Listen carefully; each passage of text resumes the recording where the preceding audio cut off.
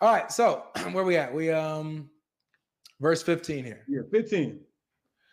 For if their rejection means the reconciliation of the world, what will their acceptance mean but life from the dead? Mm-hmm. If the dough offered as first fruits is holy, so is the whole lump. And if the root is holy, so are the branches. Now, hold on, stop right there, because I see you tried to skip that earlier. So in verse 16, go back up a little bit. Are you ESV only? No, you're not. Can we switch that translation to the NLT? NLT, I don't do NLT. That's you don't like the NLT? Paraphrase. Yeah, that's more like a paraphrase, dude. Okay, that's fine. What is the dough? If the dough offered as the first fruits is holy, what does that mean? If the dough offered as first fruits is holy, so is the whole lump. And if the root is holy, so are the branches. I would say the dough would be the Messiah. The dough? No, it's talking about the patriarchs.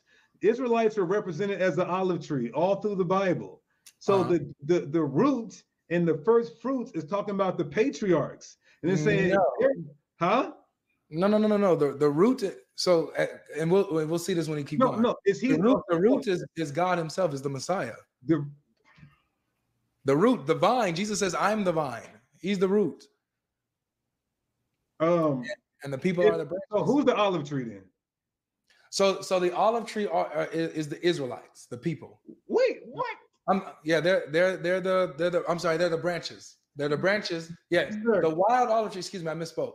The wild olive tree in Romans 11, the wild olive tree are the Gentiles that are grafted in. The branches that are part of the root, the branches are the Israelites. Okay, let me ask you this again, because you just stuttered and was all over the place. No, I didn't. What does the olive tree represent? The people. The people, which people? Israel. Okay, so what is the root of that olive tree then? God. The Messiah.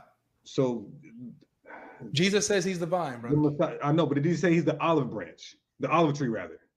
So he says that He's the root, He's the vine, and that the followers are the branches, or the people are the branches. Sir, I don't think you understand. And I know why you probably skipped that verse earlier, but you have zero clue what you're talking about. I don't think there's even any scholar that would agree with you there. Really? The root, sir, this is why I told you to read the NLT. This is one of the times where the NLT actually has it right. The root is dealing with the patriarchs. Really? Then from the patriarchs come the people. You're right there. The olive branch is the people. And this is why you have to understand grafting in. You cannot graft another kind into another kind. Gotcha. It has to be of the same kind. Not true. Okay. So let me ask you this. So when Jesus says there, I am the. You tried to skip that earlier. Go ahead. Yeah, hold on, because we're talking about root and stuff like that. You're saying the root are the patriarchs. Yes. Jesus here says, "I'm the true vine, and my Father is the vine dresser." So who's the root? That has nothing to do with the olive tree. It has everything to do with it, because this vine, it has nothing to do with the olive tree. You just said the olive tree was the Israelites, right? In the context that you took, because you were quoting an Old Testament passage that I'm familiar with. Yes, the olive tree is Israel, the nation. Okay, the root is the Messiah. It's not the patriarchs. Okay, but you said, I just want to be clear. You said that in Romans 11, that olive tree is the people of the Israelites. Yeah, no. So in Romans 11, the olive tree that's mentioned, the wild olive tree that's mentioned. I'm not talking about the wild olive tree. Okay, so can we just keep reading? Because it talks about how Israel is the branches, are the branches. Okay, but before we can go any further, I know this verse is difficult for you. That's why you skipped it. I don't think anything is difficult. I think it's probably difficult for you to understand what I'm saying, maybe. But. Okay, but this olive tree, so thus far, before the wild one is even introduced, that's the Israelites?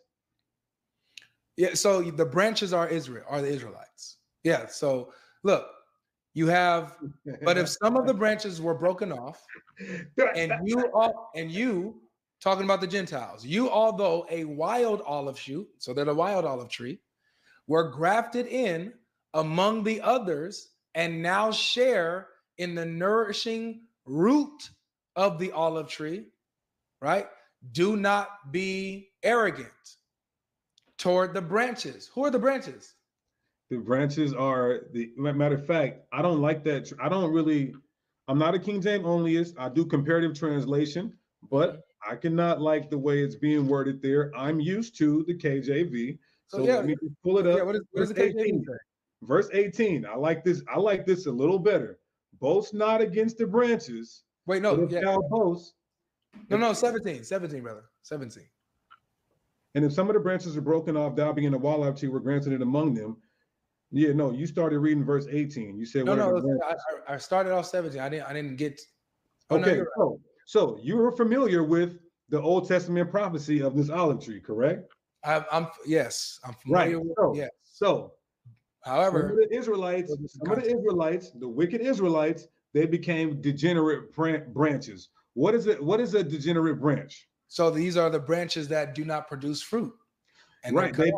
They either become wild or degenerate branches. Oh, they're not the wild ones. They get cut off. Yes, they are. The wild branches are the Israelite foreigners. No, it's not. Yes, it is. They have been cut off and they are not following after the ways of Jewry. And how do I prove that? Can I tell you how I prove that? With verse 16. You just didn't this is why I said you was going to fall on your own sword, because it's saying the root is the same as the branches. Gentiles are not a part of the blood. It doesn't say that the root are the same. No, it does not say that the roots are the same as the branches. The root is the same as the branch. Okay, can we just read, please? The root is the patriarchs. The patriarchs have are the progenitors of the Israelites. Oh my gosh. So they have nothing to do with Gentiles at all. Look, just read verse 18. I just heard, no, let's do 16 one more time, the end of it. If the root is holy, so are the branches. So there's a distinction between the root and the branches, right? Yes, absolutely. Okay. So the holiness of the branches comes from the holiness of the root. Right. And yes, because it's going into the promises. Even listen.